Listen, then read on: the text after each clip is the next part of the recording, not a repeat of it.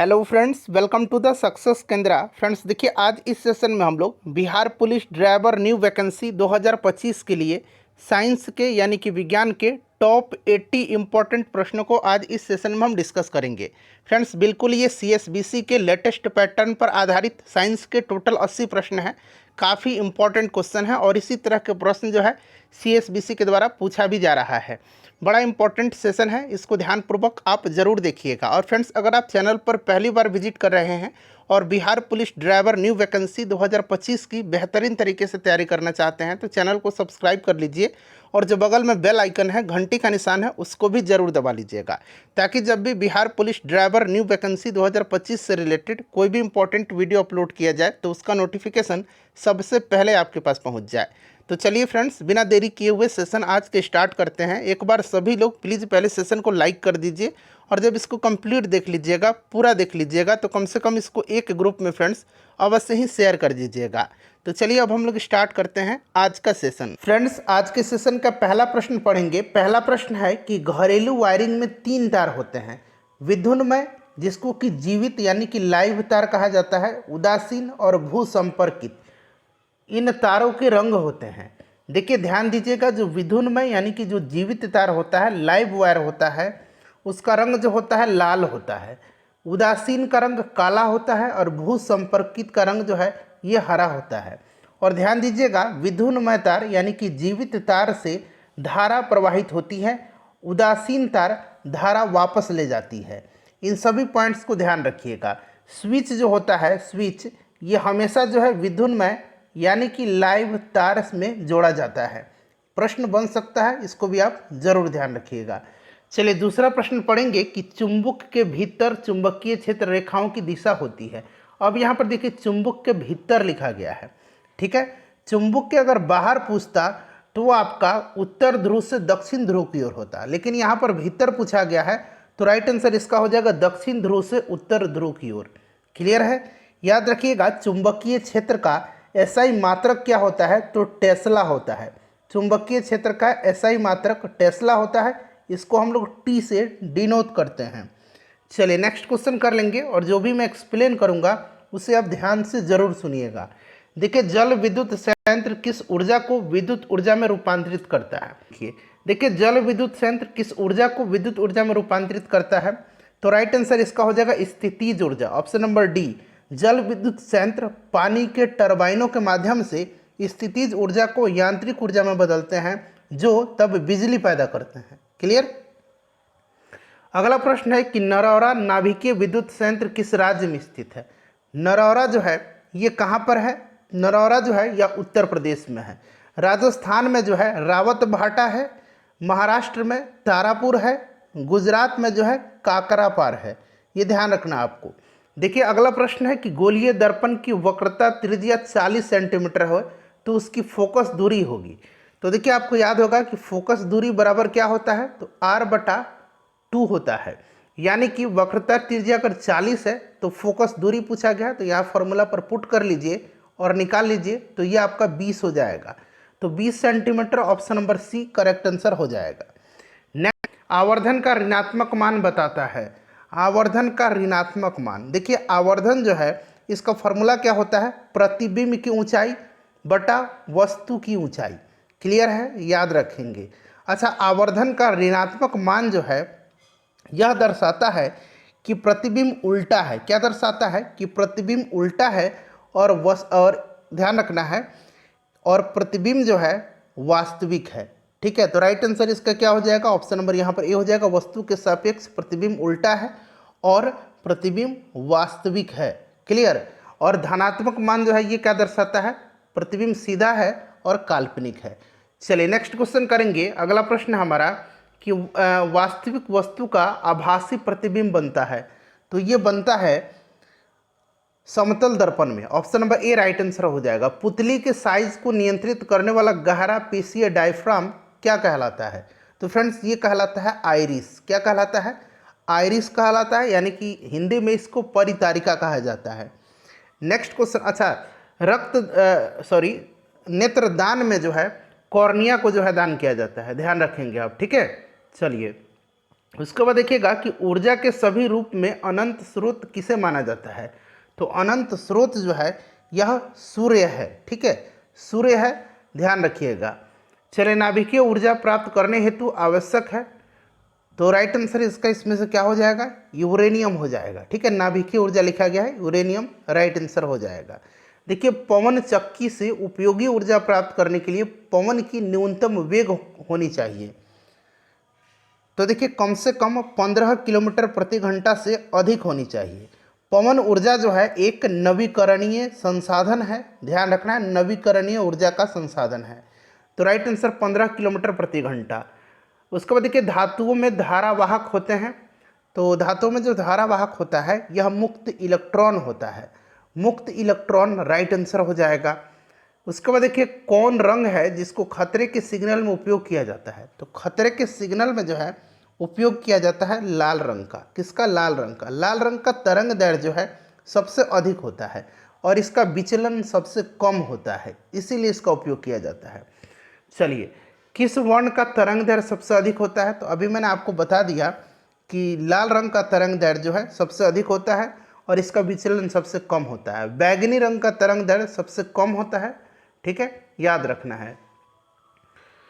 Next question है, टिंडल प्रभाव प्रकाश की कौन सी परिघटना है। अब देखिए, टिंडल प्रभाव एक कोलाइड विलयन में या बहुत महीन निलंबन में कोनों द्वारा प्रकाश में प्रकीर्णन की घटना है।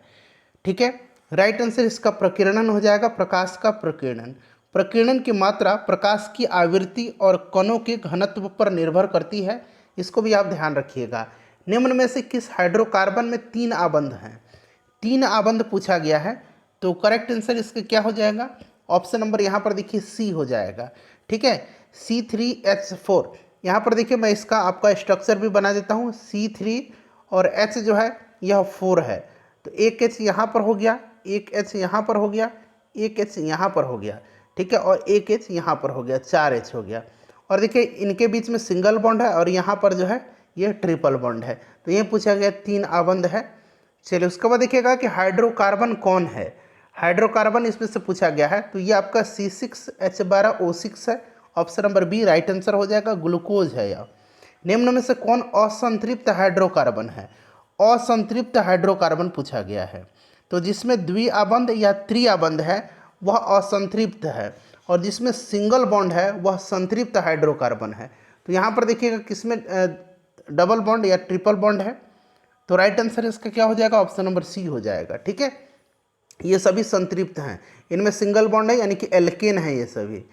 देखिए, किसी चालक का प्रतिरोध निर्भर करता है, तो चालक की लंबाई पर, चालक के अनुप्रस्थ काट के क्षेत्रफल पर, चालक की आवृत्ति पर। तो करेक्ट आंसर इसका उपयुक्त सभी हो जाएगा।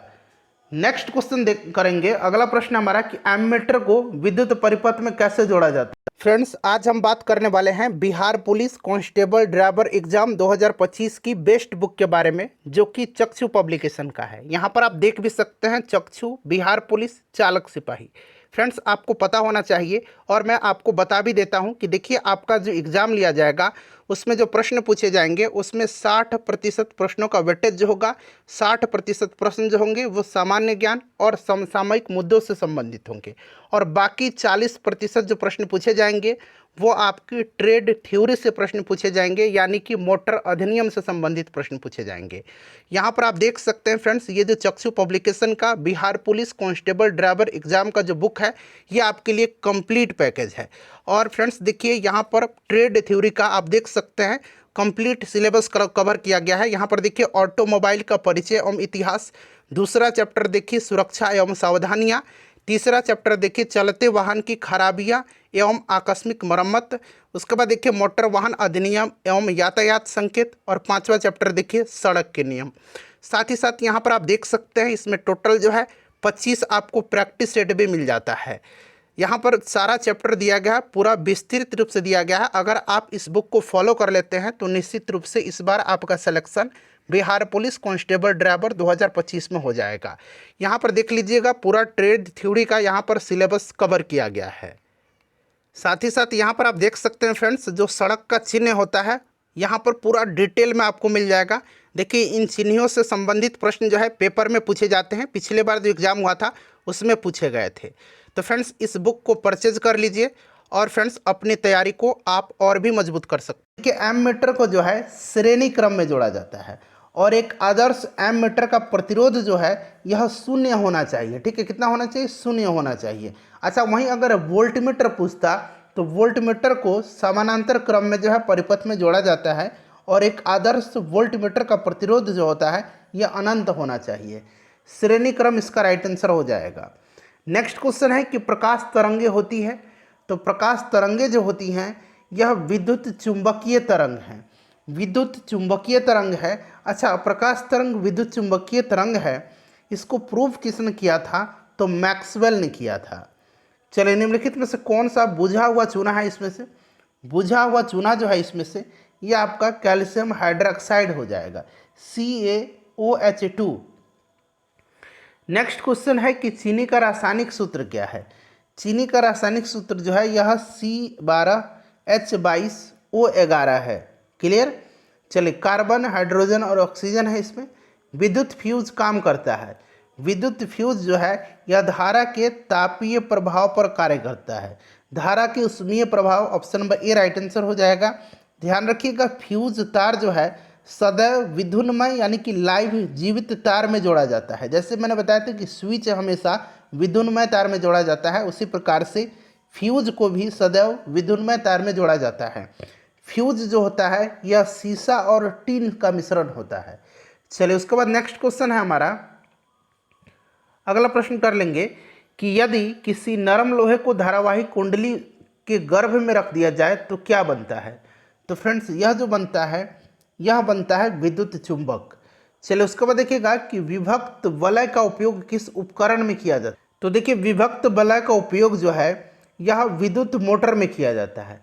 विद्युत मोटर जो है यह विद्युत ऊर्जा को यांत्रिक ऊर्जा में बदलता है, इसको भी ध्यान रखिएगा। विद्युत ऊर्जा का व्यापारिक मात्रक क्या होता है?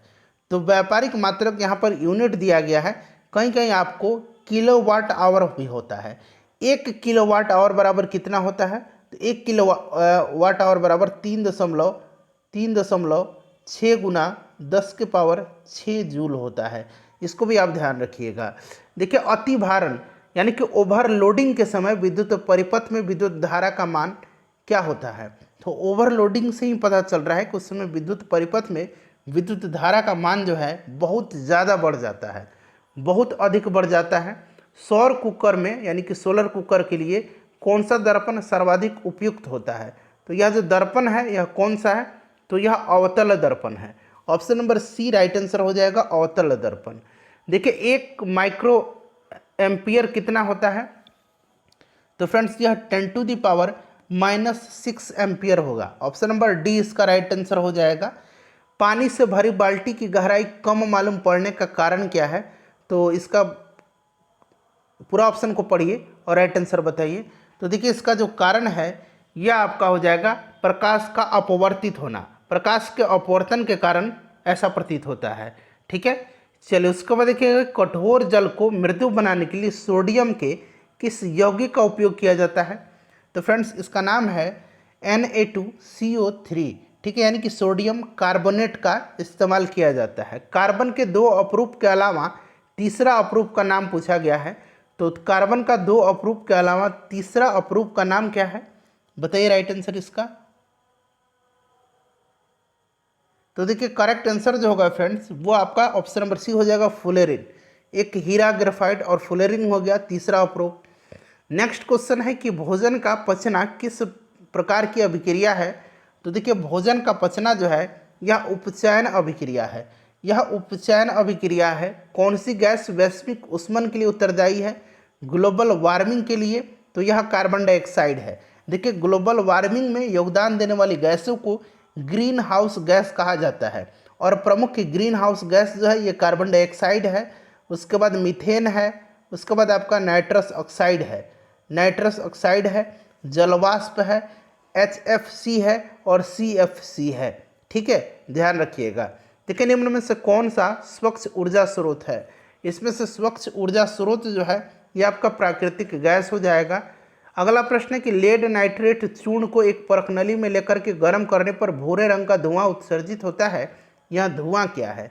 तो फ्रेंड्स यह धुआं जो है या धुआं है NO2 यानी कि nitrogen dioxide. Option number B इसका राइट आंसर होगा।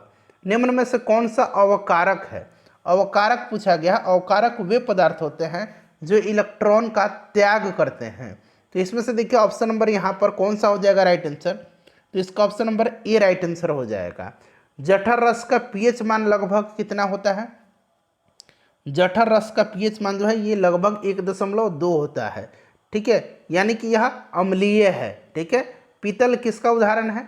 तो पीतल जो है यह मिश्र धातु है। किसका? तो पीतल है मिश्र धातु। ठीक है, किसका मिश्र धातु है? तो तांबा और जस्ता का। निम्न में से किस धातु पर वायु का प्रभाव नहीं पड़ता है? तो राइट आंसर इसका सोना हो जाएगा। अगला प्रश्न हमारा कि निम्नलिखित में से पीएच का कौन सा मान क्षारक विलयन का मान देता है? तो 7 से अधिक जो है क्षारीय है, 7 से कम अम्लीय होता है, 7 जो होता है वो उदासीन विलयन होता है। तो यहाँ देखिए 7 से अधिक जो है 13 है, क्षारीय हो जाएगा। Option number D correct answer हो जाएगा। वर्ग 1 के तत्व कहलाते हैं। वर्ग 1 के तत्व को जो है कहा जाता है क्षार धातु। ऑप्शन नंबर बी इसका राइट आंसर हो जाएगा। और वर्ग 2 के तत्व को क्या कहा जाता है? तो उनको क्षारीय मृदा धातु यानी कि अल्कलाइन अर्थ मेटल कहा जाता है। देखिए अधातु के ऑक्साइड जल में घुल करके बनाता है, तो अधातु के ऑक्साइड जल में घुल करके अम्ल बनाता है। Option number A right answer हो जाएगा, अम्ल। नेक्स्ट क्वेश्चन है हमारा कि बॉक्साइट निम्न में से किस धातु का अयस्क है?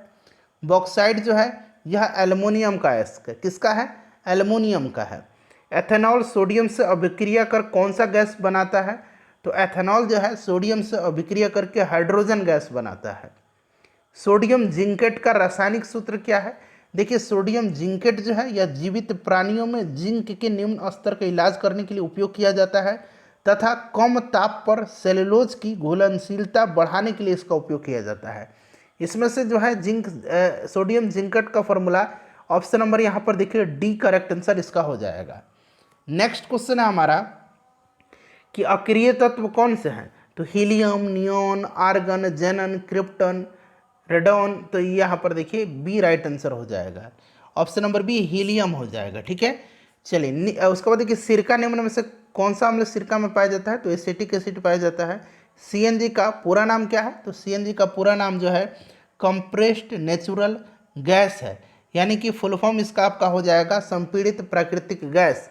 निम्नलिखित में से कौन सहसंयोजी यौगिक है? तो देखिए इसमें से सहसंयोजी यौगिक जो है मीथेन है। मीथेन है सहसंयोजी यौगिक। ठीक है, ध्यान रखना। और कितने सहसंयोजी बंध इसमें है? तो ये भी अगर पूछा जाए तो याद रखेंगे 4 इसमें सहसंयोजी बंध है। मानव में वृद्धि एवं चतुराई का केंद्र है बुद्धि, वृद्धि नहीं बुद्धि एवं चतुराई का केंद्र। तो फ्रेंड्स यह जो है यह आपका सेरिबेलम है। राइट आंसर इसका हो जाएगा कौन सा इसमें से? ऑप्शन नंबर यहाँ पर देखिए सेरिब्रम हो जाएगा। सॉरी सेरिबेलम नहीं, सेरिब्रम हो जाएगा।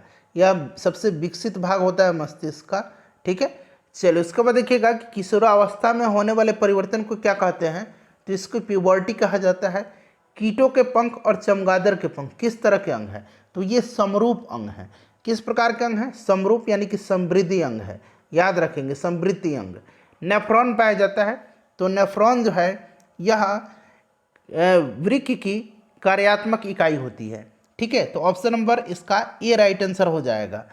और वही न्यूरॉन पूछा जाएगा। न्यूरॉन ये आप कमेंट करके बताइए न्यूरॉन किसकी कार्यात्मक इकाई है।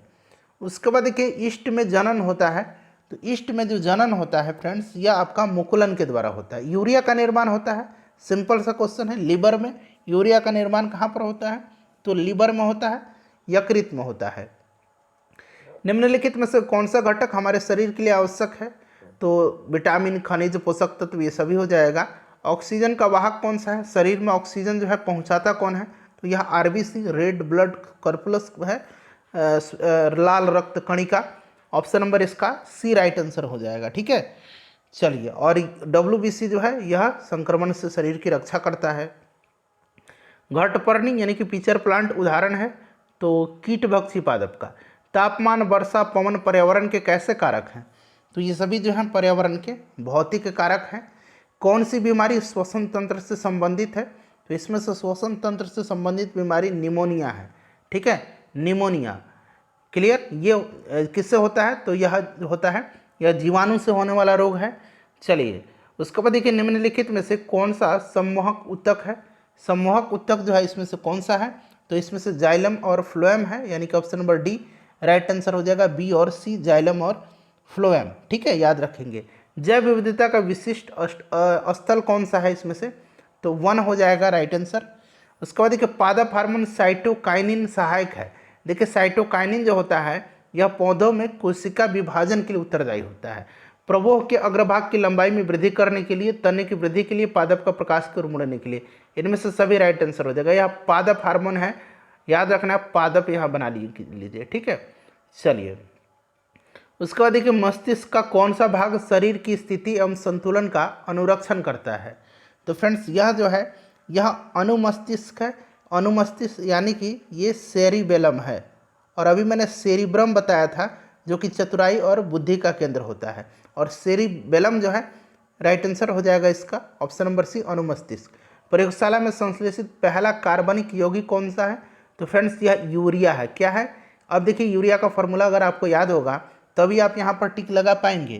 तो यूरिया का फॉर्मूला ऑप्शन नंबर यहाँ पर सी में दिया गया है, ठीक है। प्रकृति में ऑक्सीजन का संतुलन कैसे बना रहता है, तो राइट आंसर इसका ऑप्शन नंबर बी हो जाएगा प्रकाश संश्लेषण से। ओजोन के एक अणु में कितने परमाणु होते हैं, ओजोन के एक अणु में जो है कितने परमाणु होते हैं, तो ऑप्शन नंबर डी हो जाएगा इसका 3, ठीक है, O3। चलिए उसके बाद देखेंगे कि हीमोग्लोबिन की कमी से क्या होता है। हीमोग्लोबिन की कमी से जो है कौन सा रोग होता है, तो फ्रेंड्स ये आपका एनीमिया हो जाएगा। रेजिन एवं गोंद कहाँ संचित रहता है, रेजिन एवं गोंद जो है यह संचित रहता है पुराने जाइलम में। निम्न में से किसे रक्त बैंक यानी कि ब्लड बैंक के नाम से जाना जाता है, तो ब्लड बैंक के नाम से जाना जाता है प्लीहा को, ठीक है। चलिए हृदय के वेस्मों का शिथिलन कहलाता है। देखिए एक शिथिलन है और एक है प्रकुंचन, ये भी पूछा जा सकता है प्रकुंचन, ठीक है। अगर पूछेगा कि हृदय के वेस्मों का शिथिलन कहलाता है, तो शिथिलन जो है यह क्या कहलाता है, तो याद रखेंगे शिथिलन कहलाता है डायस्टोल, और अगर प्रकुंचन पूछेगा तो ये सिस्टोल कहलाता है, ठीक है, याद रखिएगा। टेस्टोस्टेरोन स्रावित होता है, टेस्टोस्टेरोन जो है यह पुरुष हार्मोन है, याद रखिएगा, और यह स्रावित होता है कहाँ से, वृषण से। Option number A right answer हो जाएगा। उसको चलिए अगला प्रश्न है कि हमारे शरीर के विभिन्न जैविक कार्यों का नियंत्रण होता है, तो यह नियंत्रण जो है यह होता है तंत्रिका एवं रसायन दोनों के द्वारा। पत्तियों का मुरझाना किस हार्मोन का कारण होता है, तो यह हार्मोन जो है कौन सा है, तो फ्रेंड्स यह हार्मोन जो है यह हार्मोन है एब्सिसिक एसिड, एब्सिसिक अम्ल के कारण। देखिए जिब्रेलिन, ऑक्सिन, साइटोकाइनिन, एब्सिसिक अम्ल, ये सभी पादप हार्मोन है। एक है एथिलीन, ठीक है, और एक है फ्लोरोजिन्स, एथिलीन और फ्लोरोजिन्स, ठीक है। देखिए फ्लोरोजिन्स जो होता है यह फूल खिलाने में सहायक होता है, फूल खिलाने में, और फलों के पकाने में सहायक होता है, फलों के पकाने में सहायक एथिलीन होता है। एथिलीन जो है यह एक गैसीय हार्मोन है, ध्यान रखना आपको। चलिए उसके बाद देखेंगे अगला प्रश्न है कि पादप में फ्लोएम उत्तरदायी है, जाइलम जल के लिए और फ्लोएम जो है यह भोजन संवहन के लिए। ऑप्शन बी इसका राइट आंसर हो जाएगा। एक वयस्क मनुष्य में कितने दांत होते हैं, बताइए, इसका आंसर आप मुझे कमेंट करके बताइए। अभी बताइए कितने वयस्क मनुष्य में दांत होते हैं। चलिए निम्न में नर युग्मक कौन सा है, तो इसमें से नर युग्मक जो है यह शुक्राणु है। बाकी देखिए अंडाणु, फिलिपियन ट्यूब यानी कि फिलिपियन नलिका, योनि, ये मादा अंग का भाग है, ठीक है। शुक्राणु राइट आंसर हो जाएगा इसका। जिब्रेलिन क्या है, तो अभी मैंने बताया यह पादप हार्मोन है, तो यहाँ पर देखिए हार्मोन दिया गया ऑप्शन नंबर ए। फ्रेंड्स ये 80 प्रश्न थे, मैंने आपको कवर करा